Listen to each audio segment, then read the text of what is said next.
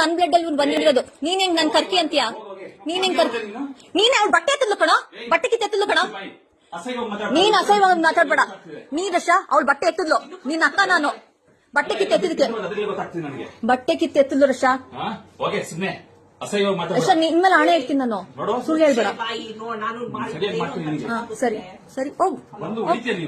ರಶ ಮನೆಯೊಳಗೆ ಬಂದಿಲ್ಲ.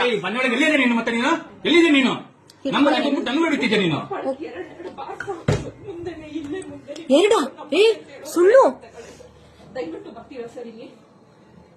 ಹೊಡೆದಿರೋದು ಪ್ರೂಫ್ ಇದೆ, ಮತ್ತೆ ಊದಿರೋದ್ರಲ್ಲಿ ನಿನಗೆ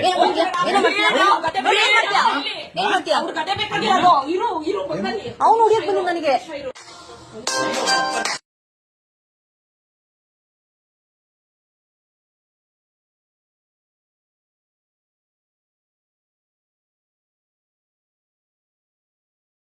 ಇಲ್ಲ ಮೈ ಮುಟ್ಕೊಂಡ್ ಮುಟ್ಟಂಗಿಲ್ಲ, ನೀನ್ ಮುಟ್ಟಂಗಿಲ್ಲ. ನನ್ ರೇಷನ್ ಯಾವ್ದು ಮುಟ್ಟಂಗಿಲ್ಲ.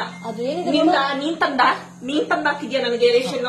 ನೀನ್ ತಂದಾಕಿದ್ಯೇನೆ ದ್ರಾಕ್ಷಿ ಗೋಡಂಬಿ ಮಾನ ಮರ್ಯಾದೆ ಇಲ್ಲದೆ ತಿಂತಾ ಇದೆಯಲ್ಲ. ಹೌದು, ನೀವು ಮಾನ ಮರ್ಯಾದೆ ಕೂತಿದ್ದೀರಲ್ಲ.